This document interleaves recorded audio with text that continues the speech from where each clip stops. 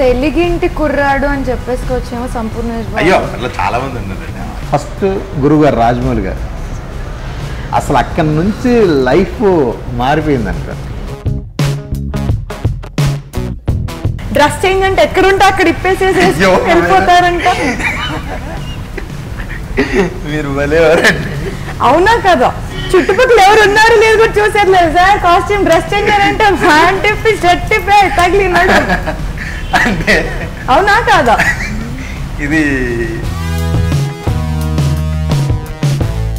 మీరు వర్క్ చేసిన హీరోయిన్స్ అందరిలో తెలుగు రాని అమ్మాయిలు కూడా ఉన్నారు, తెలుగు ప్రాపర్గా రా.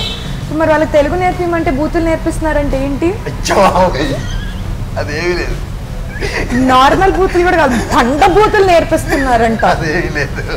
రోజంతా వాళ్ళు ఆ డైలాగులు కొడుతుంటే ఎంటర్టైన్మెంట్ పొంది ఎంజాయ్ చేసి వెళ్ళిపోయే ముందు అమ్మ ఇది బూతు ఇది అసలు పదం అని చెప్పారంట. చెప్పండి, బూతుల్ని ఎవరెవరికి నేర్పించారు?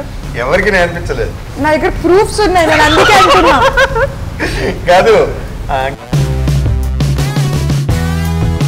మీకు over night stardom, over night ఈ ఫేమ్ ఇది ఎలా వచ్చిందో, ఈవెన్ ఇన్కమ్ కూడా అలాగే ప్రాబ్లీ అలాగే ఇన్కమ్ కూడా పెరిగిపోయింది. స్టార్టింగ్ ఆల్రెడీ ఇంతకుముందు కొన్ని వీడియోస్లో ఇంటర్వ్యూస్లో మీ గురించి చూసాము, చాలా మిడిల్ క్లాస్ ఫ్యామిలీ నుంచి వచ్చారు. అండ్ ఇప్పుడు సీ లైక్ కార్స్ మీద కార్స్, ఫోన్స్ మీద ఫోన్స్, అలా చూసి 2 సెల్ ఫోన్లు ఉన్నాయండి, 2 సెల్ ఫోన్లు ఉన్నాయి.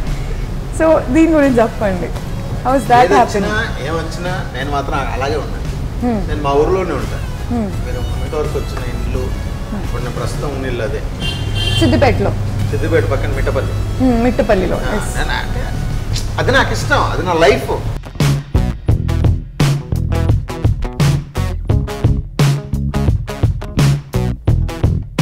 ఇప్పుడు మనం ఇండస్ట్రీలోనే కాదు ఏ వృత్తిలోనైనా ఎదుగుతున్నామంటే కిందకి లాగే వాళ్ళు ఎక్కువగానే ఉంటారు, మనం విమర్శించేవారు ఫుల్ బాగా ఇట్లాంటి పంచులు బాగా పడుతూ ఉంటాయి. ఈయన ఎవడు పెట్టుకుంటాడు, ఈయన కూడా కాదు పక్కన పెట్టు, ఈయన ఎవడు పెట్టుకుంటాడు హీరోగా? రెస్పెక్ట్ పోయింది అసలు. అంటే మనకు కావాల్సిన వాళ్ళు ఇంకా వీడు అయిపోయిండు, సంకనాకి పోయిండు, సినిమాల్లోకి పోతుండు. మా అన్న చాలా సిన్సియర్. ఆయన ఎంత సిన్సియర్, మనం అంతా అది ఇంటికి ఒకటి ఉండాలి. అలా అతని మంచితనం నా మూర్ఖత్వం 2 ఇలా అయిపోయేది. ఆయన అంత మంచివాడు, వీడు ఎందుకు ఇట్లా చేస్తుండు అంటే ఆయన మంచితనం వల్ల నన్ను ఎక్కువ మాట్లాడుకునేవాళ్ళు. అప్పుడు నేను అనుకున్నా, ఓ ఫైన్, ఏదో రకంగా మన గురించి రొటీట్ అవుతుంది. కానీ ఇప్పుడు తను మంచివాడు కాకపోతే దొల్లంగలేదు అని ఎవరు మాట్లాడిపోతుంది కదా. ఏ హీరోయిన్ పక్కన మీరు యాక్ట్ చేయాలని కోరుకుంటున్నారు? ఉమేద్ ఖాన్ తో సాంగ్ చేయాలని కోరిక.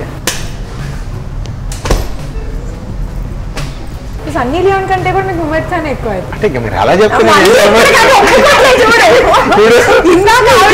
కాదు.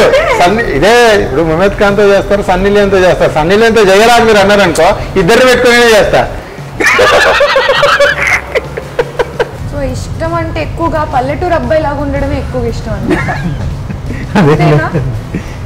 పల్లెలన్నీ కలిస్తేనే పట్నం అవుద్ది.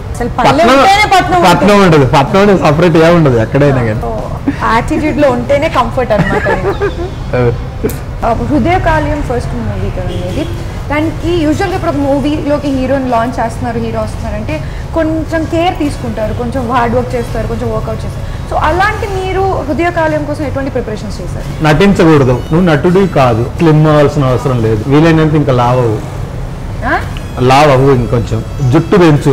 నేను తీసేదే ఓ చెత్త సినిమా, ఓ చెత్త హీరో కావాలి, నువ్వు దొరికినవని డైరెక్ట్ నాతో చెప్పారు.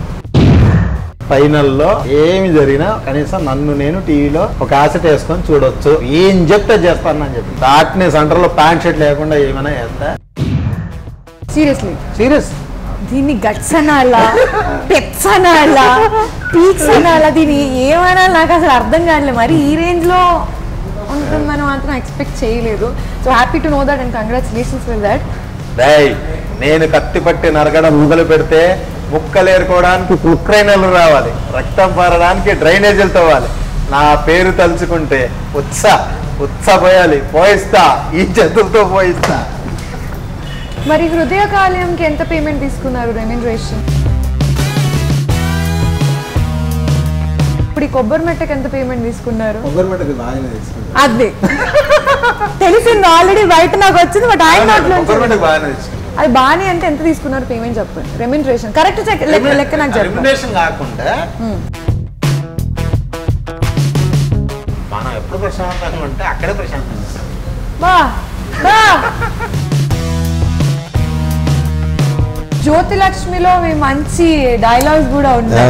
సై జ్యోతిలక్ష్మి అమెరికా రావే చెప్తా, టెక్సాస్ సమ్ముల్లో చూసుకుందాం. ఆంధ్ర స్పెషల్ స్టేటస్ కోసం మీరు అక్కడ వెళ్ళి ఉండడం కానీ పార్టిసిపేట్ చేయడం కానీ అరెస్ట్ కూడా అయ్యారు అక్కడ. సో అది మరి పాలిటిక్స్ ఇంట్రెస్ట్ ఉంది కాదు. ఇప్పుడు మనం వెళ్ళామండి, మనం వెళ్ళాం, యూత్ కోరుకుంది, వాళ్ళకి సపోర్ట్ గా నేను వెళ్ళా. సో వాళ్ళు మీకు కాల్ చేసి అడిగారు మీ హెల్ప్ కావాలన్నారు, వస్తా అని చెప్పి వెళ్ళా. అక్కడ చట్టం తన పని పని చేస్తుంది, చట్టానికి ఎవరు చట్టం కాదు. వాళ్ళు చెప్పారు వద్దు సార్ అన్నారు. అంత ముందు రోజు కూడా పేపర్లో వచ్చింది, ఎవరు వచ్చినా అరెస్ట్ చేస్తామన్నారు. కానీ అక్కడ వాళ్ళకి నేను మాట ఇచ్చా, నన్ను కొంతమంది అన్నారా అన్నారు.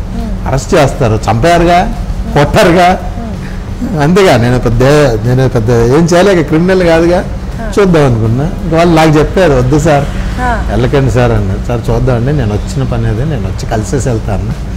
వాళ్ళు తీసుకెళ్ళారు. తీసుకెళ్ళి మామూలుగా అంటే నేను తీసుకెళ్ళిన తర్వాత 1 hour 2 hours వదిలేస్తారు అనుకున్నా. అలా వదిలే.